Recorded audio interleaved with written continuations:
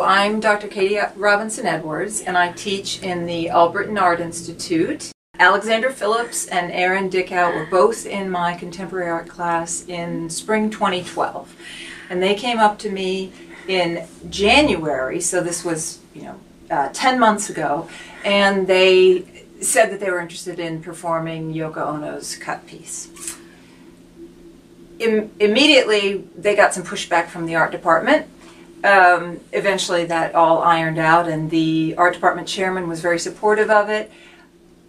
And the person who was the most welcoming was Stan Denman, the chairman of the theater department. And he had the brilliant idea of expanding Yoko Ono's cut piece to involve more people. And so now they're using five actors in it. It was developed in 1964 by Yoko Ono, and she belonged to the Fluxus movement, which was more of a very loose international organization of radical avant-garde artists. And Yoko Ono, of course, was Japanese, and she was also, the Fluxus movement in Japan was tightly connected with the Gutai group. Gutai actually means embodiment.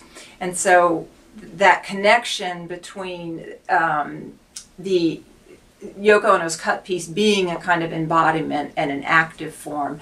And it was, she wrote several different scores for it. She wrote at least 3 different scores for it, and which, as you'll find, in the original piece in 1964, she sits down on the stage and puts the scissors in front of her, instructs the audience to come and snip pieces of her clothing off. She's dressed very nicely.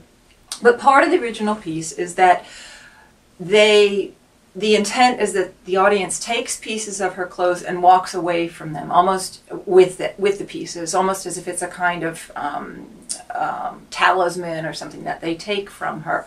And also in some of the scores, she said that the audience could then take scissors and snip off each other's clothes. So it wasn't only intended to focus on Ono originally. Also, in some of the original directions for it, she said that the person on the stage did not have to be female. We kind of were permeated with it from the very beginning of the class. Right. We're like, okay, this is what contemporary art's about. Everyone had unique reactions, I think. And that's the beauty of performance art. It's like any art can exist, but what performance art is especially is you have to have an audience. Right. You can't do performance art without an audience. It can't just be one person in a room doing it, because then it doesn't exist, which is really interesting about it. It's a live action thing, which no other form of art can. And different every time. Yeah, exactly. And I remember watching the piece originally and just seeing the staticness of it and how submissive she was, and how she had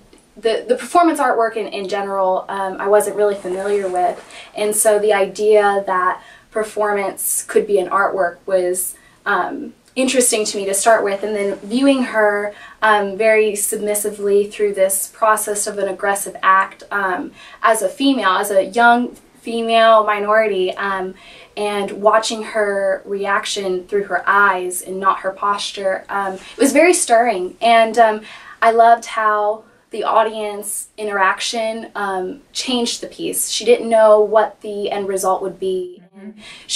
I love that sociology aspect of it, and the fact that the viewer was a part of the piece and you didn't know what was going to happen. And I think it's so important in art to realize that it's the viewer's interaction with the piece that brings a whole new meaning to it. And particularly in this work, I think it was very profound of how she set it up and how the audience interacted with it. And I don't know, it grasped me when I originally saw it, and I thought immediately, like, that's something that I could do. That's something that a group of students could do here. But I was so angry that this woman is sitting there and letting these people cut off her clothing and not doing anything about it. And I think that's probably the feminist in me.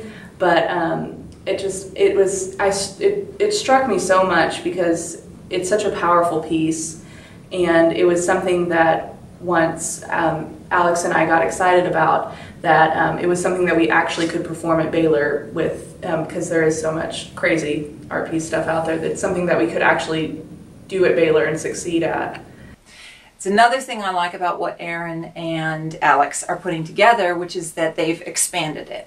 And they've expanded it to a variety of people of different sizes, shapes, ethnicities, making it the original interaction between the audience much more interesting. Because in their case, the audience is going to have to choose who they want to snip clothes off of, and it puts much more of an onus on the audience members, because we know that the participants are going to have a fairly static role. I think the people that we have are so excited about it and so passionate, and they're the kind of people who would get mad if we didn't put them in it. So just that sheer fact, I have no concerns about it at all. I'm excited to get there and get it done and see what happens with it. It's going to be amazing. My name is Jared Singh. I'm from College Station, Texas. I'm a sophomore theater performance major. I'm really interested in how the audience will approach us as performers. Initially kind of looking at us as performers, and then presumably when they start cutting off more material, viewing us more as objects instead of people. I'm Anthony Hopkins. I'm originally from Katy, Texas. I actually graduated this past August with a psychology degree. I guess being a psychology major, I looked at it from a psychological perspective, and just what goes behind picking the piece of clothing that you're gonna cut, and just kind of the initial thought process behind it, I guess. My name is Rachel Montgomery. I'm a senior from Wichita Falls, Texas. I'm a theater performance major, and I'm one of the actors in the cut piece. So on one side, as a theater major, I think it's really interesting that there's something that is not a performance as in a play, but it's also not a piece of art as in a painting or a photograph or something, or sculpture or something like that. So I like the idea that there's an in-between, that you're not acting, you're serving as performance art. That's what it is, and it's an interesting thing as an actor and as someone who's interested in art to see something that is both. Jordan Darden. My family lives in Astana, Kazakhstan. I graduated in 2012, and I was an English literature major. When I first saw Yoko Ono's cut piece, I felt angry with people coming up and cutting her clothes off, and I didn't understand why there were people so aggressive and why they were so into the process, and I think that in turn made me want to be a part of that. Since the beginning of this, I was like, I want to do that. I want to experience that, and I want to see how it feels to be in her shoes and have someone invade my personal space and remain submissive throughout the process, and I feel it'll be a very personal experience, and I feel if I'm going to do this, I want to do it all the way. It's important to know what's going on currently in art, especially for art students, but even more for people who want to be educated about art and appreciate it. Because there are a lot of people who have ideas for art performances and other things that aren't necessarily on the wall, they're that off the wall type of thing. So I think this might give them an outlet to attempt it, and there always has to be someone who goes first. And I think this performance going first is a really good segue for them.